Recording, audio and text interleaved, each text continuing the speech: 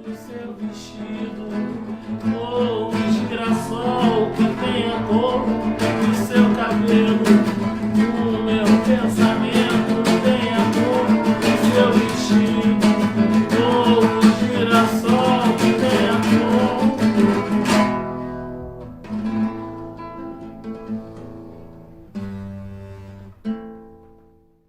My name is Rogério, and I'm from Teresópolis, a city in the mountain region in the Rio de Janeiro state. My heritage, my parents grew up in the poverty in the communities in Brazil, and my grandparents came from the farms, like a huge number of black people in Brazil. In the crisis of the farmers in one point in Brazil, most specifically in the history of my family, in the sugar cane cutting, my grandparents came from the urban centers, and that's it's my history. My parents today are my mother is psychologist, and my father is a lawyer. They struggle a lot to reach this position. My father became a lawyer a few years ago, 5 years ago, and my mother was called of crazy when she announced when she was a teenager that she wants to be a psychologist, because in Brazil in 1970s there wasn't a great number of opportunity to black guys in Brazil, because we came from the hard process in Brazil, just a little bit more 130 years that finished the slavery process in Brazil. And our people got a lot of issues against the black people in Brazil, because this process is so soon in our history. I came to campus to study journalism because my grandmother was a farm worker here in 30s and 40s years of the last century. Her mother put her when she was 15 years in a train to leave the farm, because in those age the slavery stuffs are so live in Brazil. And for example, legally we finished the slavery process in Brazil, but in practice there was a lot of farms that not finished the slavery stuffs. And my grandmother said me, we cannot leave the farm. The farmer do not leave us to run away and go to the urban center. No, it's practically slavery. And my grandma get away the farm, seeking a better life than the farm work, and went in Rio de Janeiro to work like a domestic employer in a French family, and changed this family for a Spanish family with the same job. And this family goes to Teresópolis, the city that I grew up. And there my grandma knew my grandfather, and they get engaged, and the history, And I go back to campus because I have a deeply feeling to know about my family here, my mother family, and stay more close of them. And now when I start to study in the college, the journalism, I research about the black history here with another friends, and journalism for me was a tool to create this will in me, to research about our history. Because why am so hard to be black in Brazil? Questions like this grew up inside me, and journalism was a tool to discover some parts of the answer. After the journalism, I'm going to work like PR to congressmen and state deputy, and I got experience in the national parliaments and the state parliaments. That was once again a great tool to my will to discover about the black history and discuss what is the challenge to the black people in Brazil after the slavery process and how the state can create policies to support the black people in Brazil to grow up like the white people grew up across the history with all the help of and the device of the state. Black people in Brazil were living alone without any help of the state. These matters makes me sad and angry for a few times, and I put this energy to think about us and try to develop solutions to this complex matter. Because when we talk about the black matter in Brazil, we talk about economically, socially, you know, we talk about the legal basis of Brazil, the constitution, we talk about all. We talk about our folks, our motives, you know, it's so complex. And then I researched a lot about, read a lot about, and write some articles. And at least the current mayor of campus invited me, know my works, invited me to be a manager of this policy in campus. And I accept this on March in 2019. And March I started to manage this and try to develop with the black movement and my staffs and the university solutions to the black matters in campus. The first step that we started to work was discuss the youth matter in Brazil, because in Brazil, all the homicides, when you take the rates of homicides, 78% of homicides in Brazil are against black young men. That is like genocide of the black people in Brazil.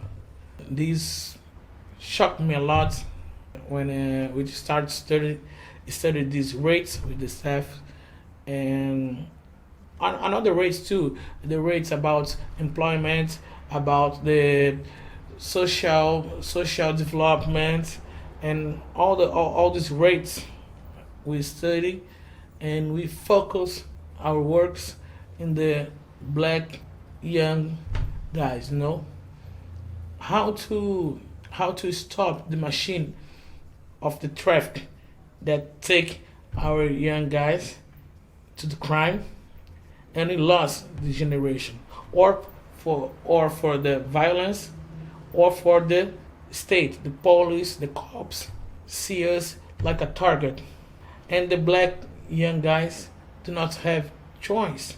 The poverty pull these guys to the traffic, the crime, and the state see them like a target to try eliminate it. And our challenge is to try to develop a belt of protection to these guys. The young guys, since 7 years to even 14 years, is to put them in a cultural project after the school, the hours of school.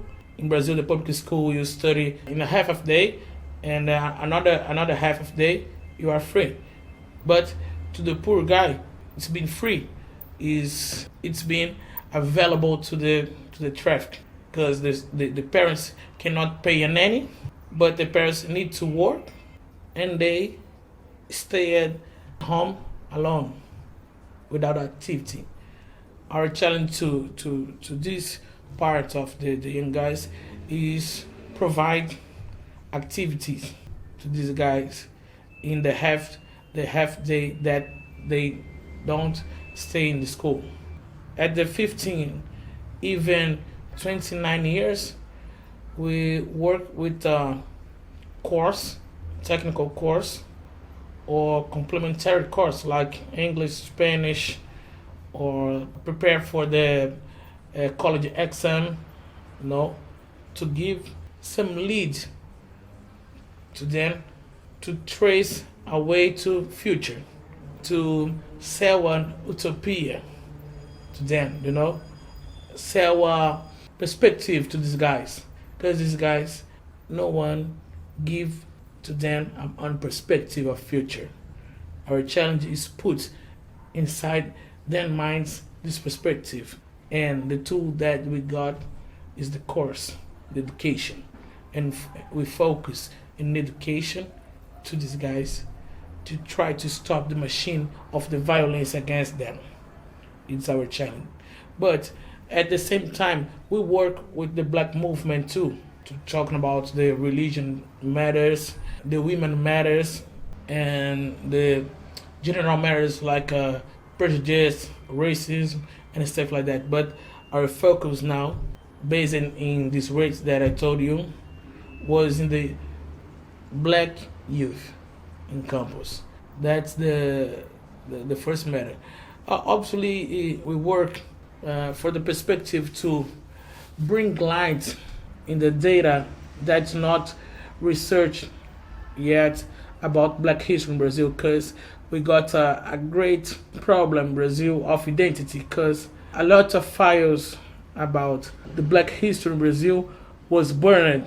And Campos, for example, is an important city because this process of burning the files to hide the slavery for the history in Brazil, it did not happen this way in Campos. In Campos, we got a lot of files that show us how the slavery process happened in Brazil. Aqui, por exemplo, nós temos a área de guarda de documento. Documento depois que ele fica disponível para o pesquisador.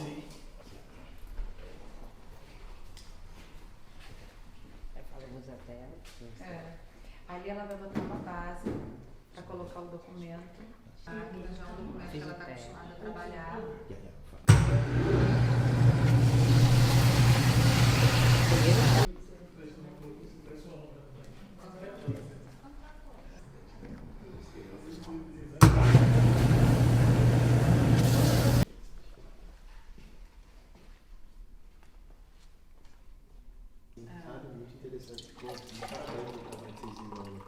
A gente tem muito orgulho mesmo.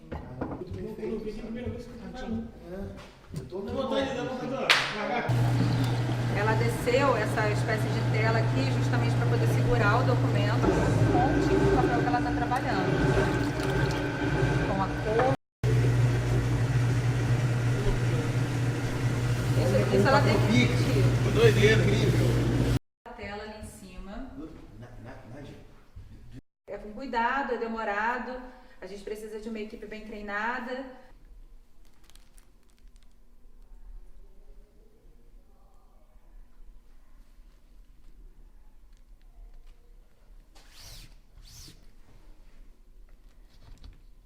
Aí quando chegar, antes da gente ir embora e tudo, vem, troca, mata borrão de novo. Aí boto, mata borrão novo, seco, fazer rápido, só pra ver. Essas marcas que vocês veem aqui são as marcas que registravam os nomes dos proprietários, os nomes dos fazendeiros, dos donos dos engenhos. São as mesmas marcas que se ferravam o gado, o chamado gado vacum, gado cavalar, os bois, as vacas e os cavalos, e também as mesmas marcas que se ferravam os escravos. Campos é um dos poucos lugares no Brasil que tem livro de registros de marcas. Nós temos lá dentro, esse aqui está sendo recuperado, mas nós temos outros livros lá dentro também. Isso é uma raridade para o Brasil. Nós temos, inclusive, do século XVIII. And Campos is one of the 3 cities that mostly received black people like a slave in all history of Brazil. And studies these files is construct a legacy for our society, because Brazil have a lot of difficulty to recognize certain points of the black history and how the state and how the society treating black guys across the history in Brazil. In parallel this process, we work to put light in the history and rewrite this history, but about our perspective. That's our challenge. It's my challenge.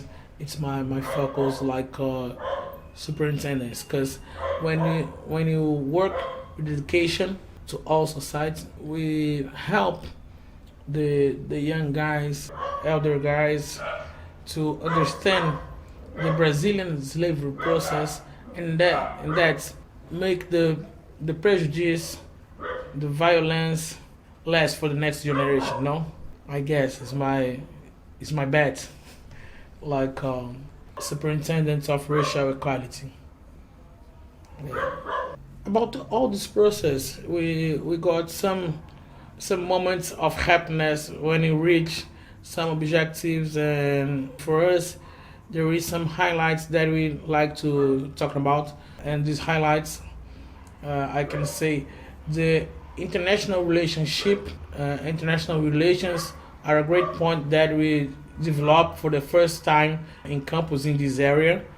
Temos o consulado de Angola. Nigéria, mas acho que nos resolveria da seguinte forma.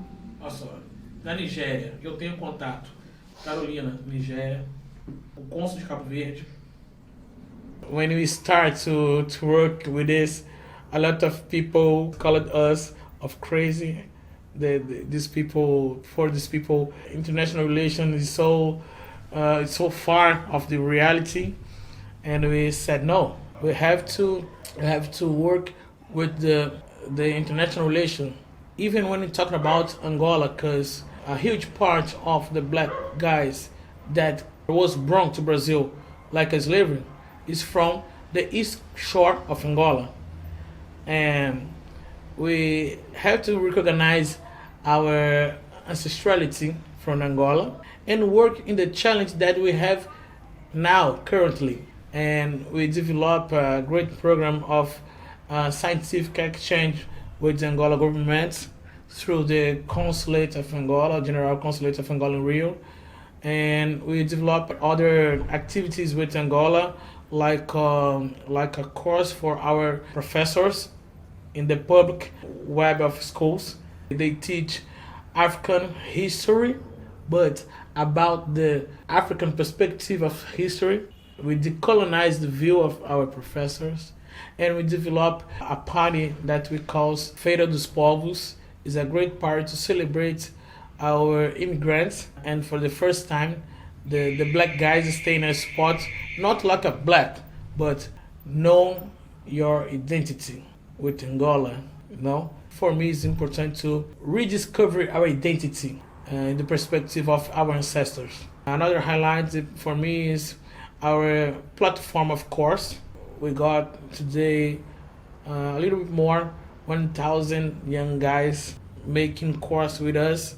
A lot of course, language course, technical course, and cultural course, like a guitar course and dance course. No, for me it's a great happiness.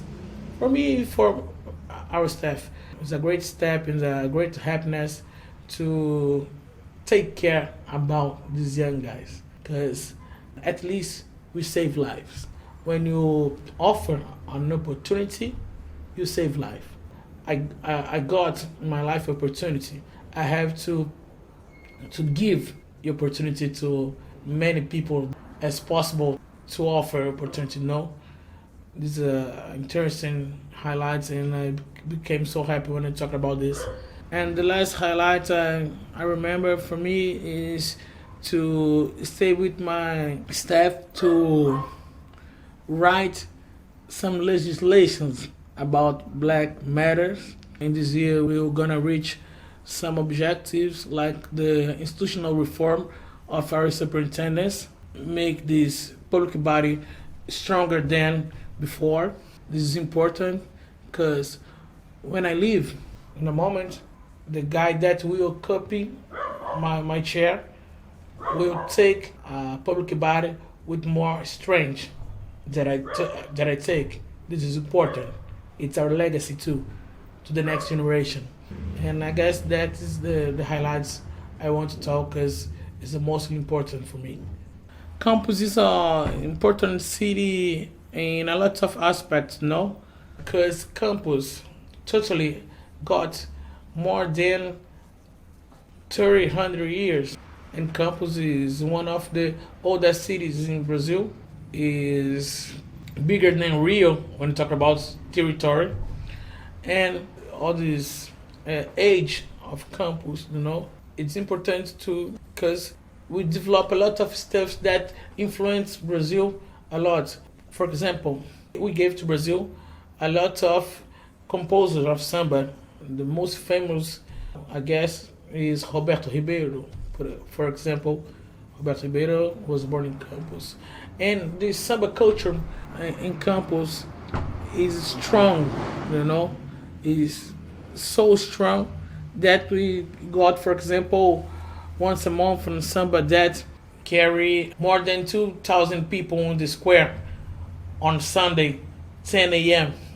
This is the strength of our culture.